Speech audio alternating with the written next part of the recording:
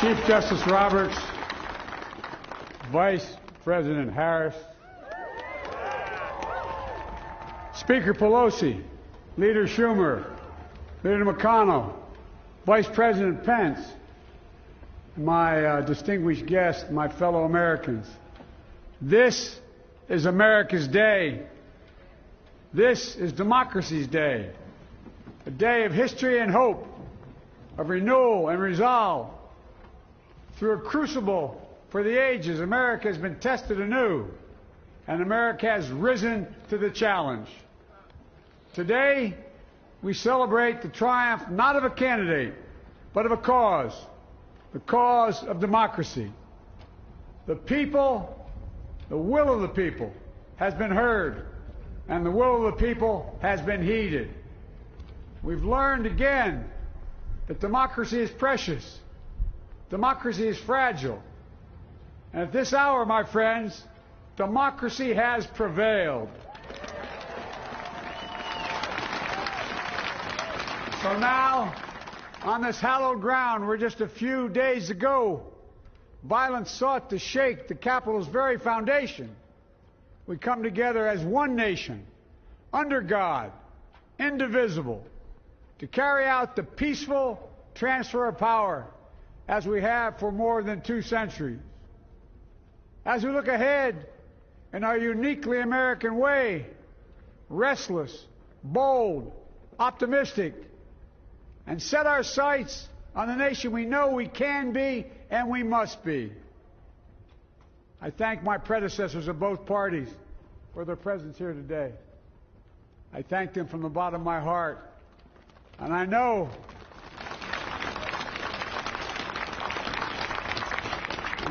the resilience of our Constitution and the strength of our nation, as does President Carter, who I spoke with last night, who cannot be with us today, but whom we salute for his lifetime in service. I've just taken the sacred oath each of those patriots have taken. The oath first sworn by George Washington. But the American story depends not on any one of us, not on some of us, but on all of us, on we the people who seek a more perfect union. This is a great nation. We are good people. And over the centuries, through storm and strife, in peace and in war, we've come so far. But we still have far to go. We'll press forward with speed and urgency, for we have much to do in this winter of peril and significant possibilities. Much to repair, much to restore, much to heal, much to build, and much to gain. Few people in our nation's history have been more challenged or found a time more challenging or difficult than the time we're in now. Once-in-a-century virus that silently stalks the country. It's taken as many lives in 1 year as America lost in all of World War II. Millions of jobs have been lost. Hundreds of thousands of businesses closed. A cry for racial justice, some 400 years in the making, moves us. The dream of justice for all will be deferred no longer.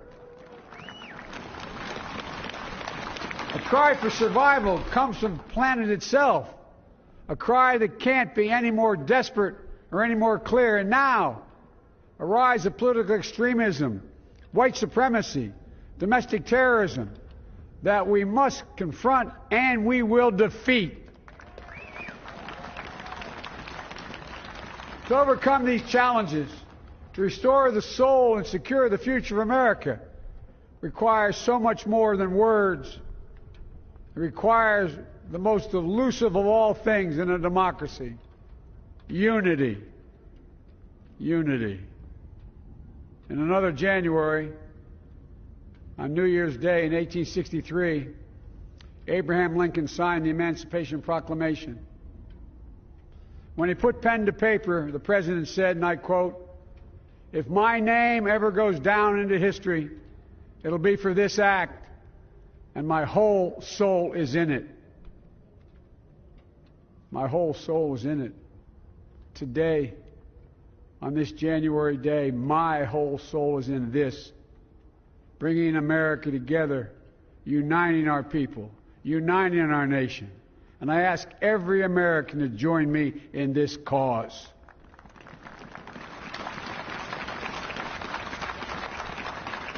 Uniting to fight the foes we face: anger, resentment and hatred, extremism, lawlessness, violence, disease, joblessness, and hopelessness. With unity, we can do great things, important things. We can right wrongs. We can put people to work in good jobs. We can teach our children in safe schools. We can overcome the deadly virus. We can reward work and rebuild the middle class and make health care secure for all. We can deliver racial justice, and we can make America once again the leading force for good in the world. I know speaking of unity can sound to some like a foolish fantasy these days. I know the forces that divide us are deep and they are real. But I also know they are not new. Our history has been a constant struggle between the American ideal that we're all created equal and the harsh, ugly reality that racism, nativism, fear, demonization have long torn us apart. The battle is perennial, and victory is never assured. Through Civil War, the Great Depression, World War, 9/11, through struggle, sacrifice, and setbacks, our better angels have always prevailed. In each of these moments, enough of us have come together to carry all of us forward. And we can do that now. History, faith, and reason show the way of unity. We can see each other not as adversaries, but as neighbors. We can treat each other with dignity and respect. We can join forces, stop the shouting, and lower the temperature. For without unity, there is no peace, only bitterness and fury. No progress, only exhausting outrage. No nation, only a state of chaos. This is our historic moment of crisis and challenge. And unity is the path forward.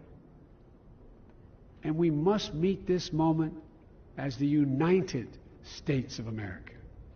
If we do that, I guarantee you we will not fail. We have never, ever, ever, ever failed in America when we've acted together. And so today, at this time, in this place, let's start afresh. All of us. Let's begin to listen to one another again. Hear one another. See one another. Show respect to one another. Politics doesn't have to be a raging fire, destroying everything in its path. Every disagreement doesn't have to be a cause for total war. And we must reject the culture in which facts themselves are manipulated and even manufactured.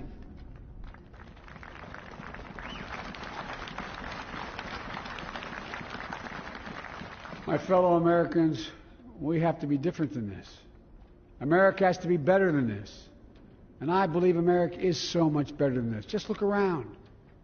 Here we stand in the shadow of the Capitol Dome, as was mentioned earlier, completed amid the Civil War, when the Union itself was literally hanging in the balance. Yet we endured. We prevailed. Here we stand, looking out on the great mall where Dr. King spoke of his dream. Here we stand where 108 years ago, at another inaugural, thousands of protesters tried to block brave women marching for the right to vote. And today, we mark the swearing in of the first woman in American history elected to national office, Vice President Kamala Harris. Don't tell me things can't change. Here we stand across the Potomac from Arlington Cemetery, where heroes who gave the last full measure of devotion rest in eternal peace. And here we stand, just days after a riotous mob thought they could use violence to silence the will of the people, to stop the work of our democracy, to drive us from this sacred ground. It did not happen. It will never happen. Not today, not tomorrow, not ever. Not ever.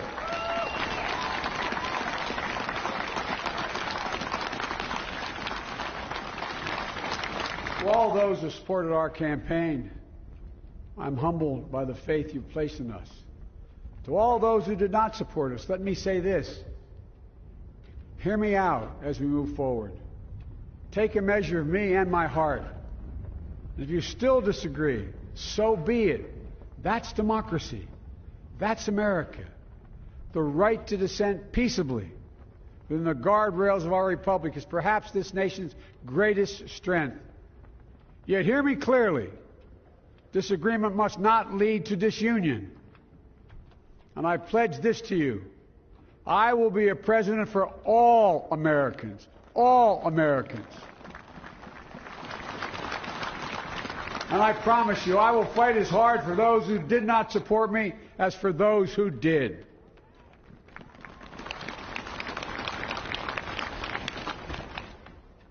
Many centuries ago, St. Augustine, a saint of my church, wrote that a people was a multitude defined by the common objects of their love. Defined by the common objects of their love. What are the common objects we as Americans love that define us as Americans? I think we know. Opportunity, security, liberty, dignity, respect, honor, and yes, the truth.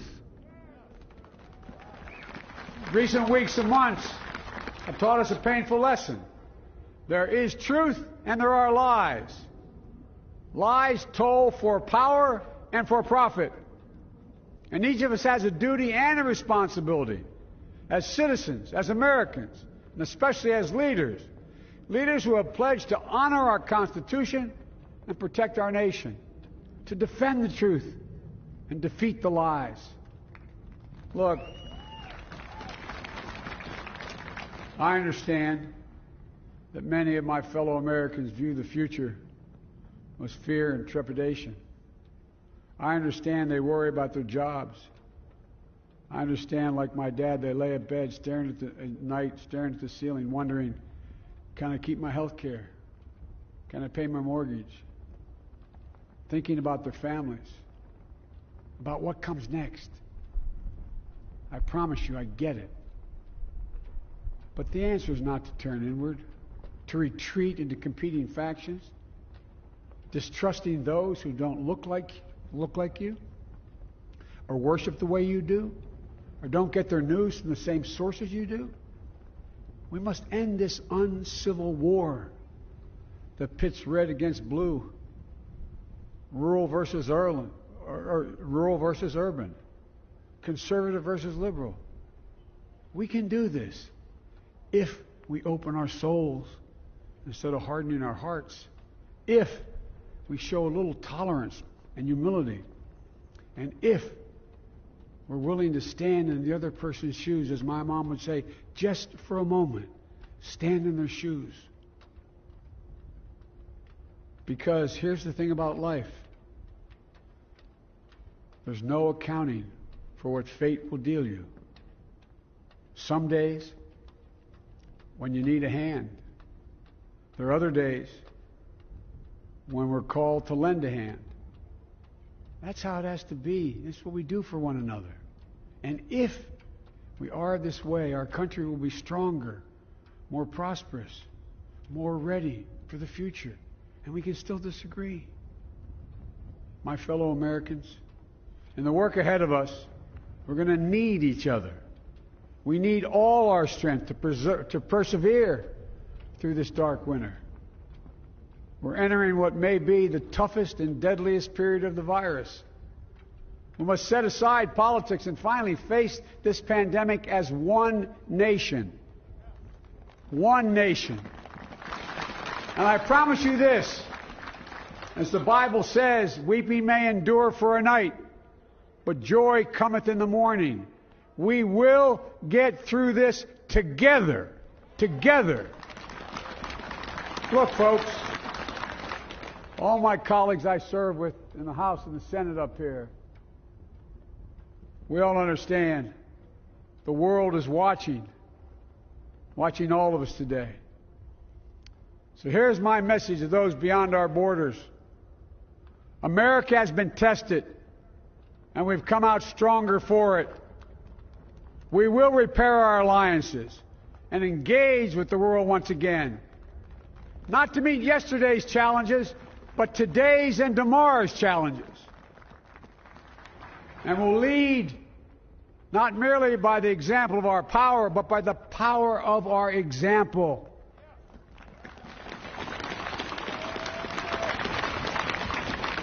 We'll be a strong and trusted partner for peace, progress, and security. Look, you all know we've been through so much in this nation. And my first act as president, I'd like to ask you to join me in a moment of silent prayer. Remember all those who we lost in this past year to the pandemic. Those 400,000 fellow Americans, moms, dads, husbands, wives, sons, daughters, friends, neighbors, and co-workers.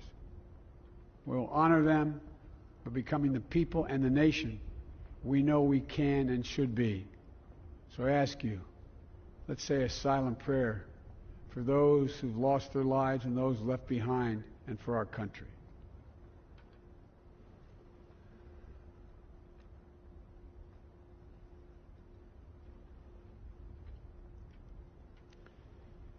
Amen. Folks, this is a time of testing. We face an attack on our democracy and on truth, a raging virus, growing inequity, the sting of systemic racism, a climate in crisis, America's role in the world. Any one of these would be enough to challenge us in profound ways.